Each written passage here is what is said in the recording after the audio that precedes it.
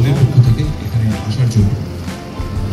ইতিমধ্যে আমার মনে হয় আমরা সকলেই জেনে আজকেও বলা হলো যে 1 আগস্ট আমাদের এই সিনেমাটা বড় পর্দায় আসছে। এবার এই সিনেমার প্রাকপথন আমার মনে হয় লালদা মানে সুমন মুখোপাধ্যায় আমাদের পরিচালক যেভাবে গুছিয়ে বলেছেন তার খুব বেশি তার সঙ্গে আর বেশি কথা বাড়ানোর প্রয়োজন নেই। আমাদের পরে আপনাদেরই উপরে দায়িত্ব বর্তায় আসলে দর্শক অবধি নিয়ে যাওয়া আমাদের ছবিটিকে। আর এটি এমন একটি ছবি, নাচের কথা আমি ছবিটি করবার সময় থেকে শুরু করে এখন পর্যন্ত মানে খুব কম ছবি নিয়ে এই উত্তেজনাটা অ্যাক্টর হিসেবে থাকে ভিতরে। কিছু নেগেটিভ বলবো না। দেখো, যদি সত্যি কেউ দিক থেকে এটা ভুলে যাচ্ছে একটু আলাদা মাত্র, তার আবার একটা ইতিবাচক দিকও আছে যে তিনি ছবিটির সঙ্গে এতটাই সম্পৃক্ত যে তার আগে পড়ার যে অভিজ্ঞতা সেটাকেও কোথাও ছাপিয়ে যাচ্ছে সিনেমা দেখার অভিজ্ঞতা। এখন কিছু কিছু উপন্যাস কিছু কিছু চরিত্র আমাদের এতটাই প্রিয় হয় যে আমাদের অনুভব করতে থাকি, সেটা থাকবে, কিন্তু একেবারে নস্বাত করে দেওয়াটা আমার মনে হয় না। কারণ যখন একটা ছবি দেখতে যাচ্ছি আমরা তো এটা মানসিকভাবে প্রস্তুতি নিয়েই যাচ্ছি যে এটা পরিচালক এই ছবিটি দেখাতে চাই। আর সবচেয়ে বড় কথা পুতুলনাথের ইতিহাসটা এত বড় একটা উপন্যাস, 2 ঘন্টা বা 14 ঘন্টা একটা চলচ্চিত্রে বানাটা অসম্ভব অসম্ভব। সেক্ষেত্রে সুমনদার কথা তার মতো করে গল্পটা সাজিয়েছে। এরকম এর আগে উপন্যাসে সার্চ করেছো, তো এখানেও সার্চ করেছো, মানে নেগেটিভ পাবলিসিটি বা পজিটিভ পাবলিসিটি যেহেতু দুটো মাধ্যম আলাদা। এই ক্ষেত্রে আমি নেগেটিভ নেগেটিভ পাবলিসিটি হবার কোনো কারণ নেই, কারণ ওটা অলরেডি ভীষণ ফিল্ম মেকার, এটা পরিচিত উনি। তবে এটা পুরো বইয়ের পুরো গল্পের যে ক্যানভাস, সেটা এখানে দেখাবার প্রয়োজন নেই, কারণ ফিল্মে উনি অন্তর্ভুক্তি দেখাবেন যা যেরকম দেখাতে চান, উনি সেভাবে করেই এটাকে পূরণ করেছেন এবং আমরা সেই চরিত্রগুলো তৈরি করেছি। আর এটার ভিজুয়াল এবং এটা যে এক্সপিরিয়েন্স মানে সিনেমাটিক এক্সপিরিয়েন্সটা এত ভালো আমার কাছে লেগেছে এবং আমি নিশ্চিত যে দর্শকদেরও সেটাই মনে হবে, কারণ তখনই আসলে দর্শকদের কাছে নেগেটিভ বিষয়গুলো ধরা পড়ে বা সেটা নিয়ে কথা বলে যখন মূল সিনেমাটার ভেতরে খুব শক্ত কিছু থাকে না বা কানেকশনটা তৈরি হয় না। সেটা কানেকশনটা যদি ভিজুয়ালের মাধ্যমে, ফিল্ম মেকিং এর মাধ্যমে, অভিনয়ের মাধ্যমে সেগুলোকে যদি কানেকশন মানে কানেক্ট করা যায় তাহলে সেখানে সেই প্রশ্ন আমার। আমি তো এর আগে তুমি বাকি করেছো আর সাথে এই উপন্যাসটা তোমার হয়তো পড়া, কাজের আগে কোনো কাজ করেছি। আমার কথা পড়ার সময় তো যেরকম জয়া বললো আমারও একটা ভয় ছিল, কারণ একে তো শশী, তার উপরে একটা ভয় ছিল, কিন্তু তার সঙ্গে সঙ্গে একটা অদ্ভুত আমার বিশ্বাস ছিল আমার পরিচালক। কারণ সুমনদা একজন যেটাকে আমরা বলি স্কলার এবং সাহিত্য নির্ভর ছবি, নাটক ইত্যাদি দীর্ঘ অভিজ্ঞতা আছে। আর যেটা সুমনদা একবারও বললো না লালদাই ছবি করে, কাজে আমার এটা কোথাও ব্যাকরণের কাজ করতে গেলে আমার যদি কোথাও ত্রুটি হয়, ত্রুটি সুমনদা যেভাবে ফোটাতে চাইছেন সেটা যদি না করতে পারি কিন্তু সেরকমই পরিচালক আমার সঙ্গে সঙ্গে সেটা বলবে। আর কি হয়, এই ছবিটি করতে গিয়ে আমি এই ছবিটির অভিজ্ঞতা সম্পর্কে ছবিটা না যাপন করেছি, মানে সবসময় তো বই খাতা খুঁজে নোট লিখে শেখা যায় না, কাজ করতে সেটাও।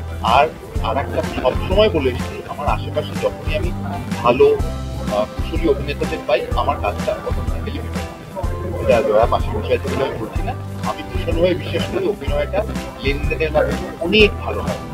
তো আমার মনে হয় সেটাও আমাকে হেল্প করে, আমার পরিচালক যেরকম আমায় হেল্প করেছে, যেভাবে চিত্রগ্রাহক আমাকে করেছে, আমার সহশিল্পীরাও যেভাবে আমার সঙ্গে কাজ করেছে সেটাও আমাকে কুশলীদের কথা আমি বলতে পারবো না, তবে আমি এইটা একবার আপনাদেরকে আমি যেদিন বলেছি যে আপনারা সত্যি শশীকেই দেখতে পারবেন, এটা বিশাল বড় বিষয়। মানে আমায় যখন কুসুমও দেওয়া হতো এবং ও শশী করছে ভীষণ অন্যরকম একটি সাহিত্য নির্ভর কাজের ক্ষেত্রে ভীষণ সিগনিফিকেন্ট চরিত্র, কত মানুষের মুখে আছে আমি নিশ্চিত টের পাচ্ছি শশী কেমন হলো কি হলো।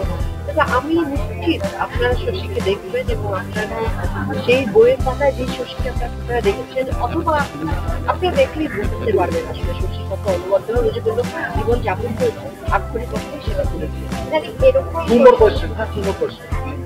আমি একটাই ও বলছে আগে করতে বলছি বুঝে আগে কাছে ওরা বলছে পেয়ে যাচ্ছি যাবো চলো চলো না একটা করছি আচ্ছা লাভ চলো চলো জানি এরকম এই যে প্রশ্ন করলো আবেদটা এটা কি শুটিং চলাকালীন না না শুটিং চলাকালীন জীবনটা যাপন করেছিল যে সেই সুযোগগুলো হয়নি আসলে। আমরা নিজেদের মতো করে চরিত্রে থাকবার চেষ্টা করেছি, সেখানে সেটা আজকে যখন আমি পুরো জিনিসটা দেখতে পেয়েছি তখন আমি এত মানে কি বলে হলফ করে বলতে পারছি যে আমি শশী চরিত্রটিকেই দেখছি। আর আমি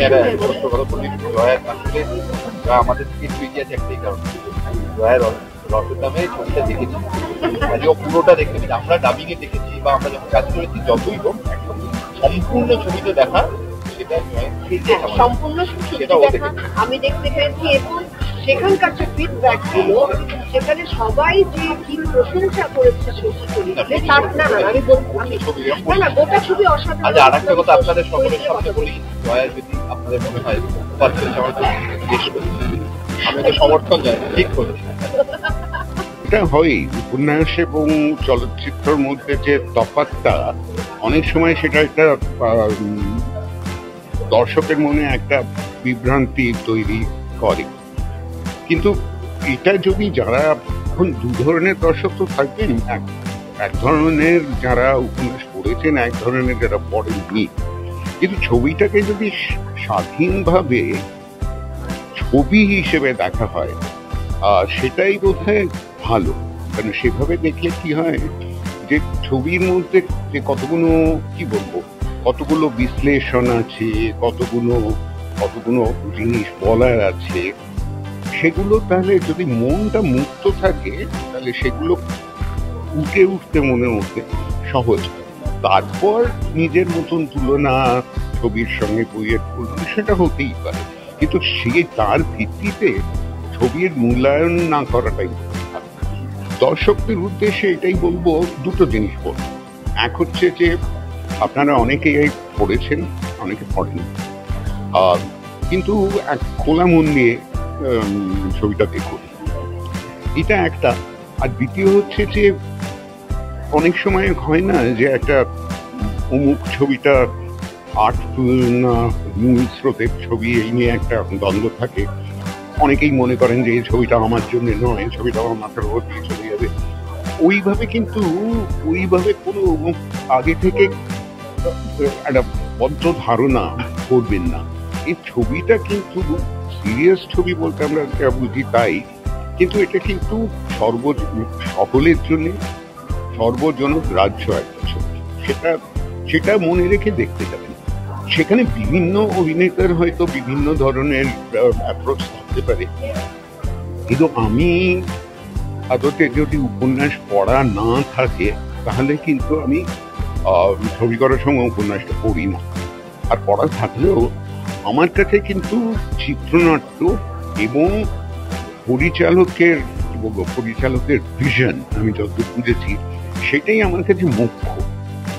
উপন্যাস ছাপার পাতায় যে উপন্যাস সেটা আমার কাছে গৌণ, সেটার উপর আমি খুব একটা নির্ভর না করতে চেষ্টা করি।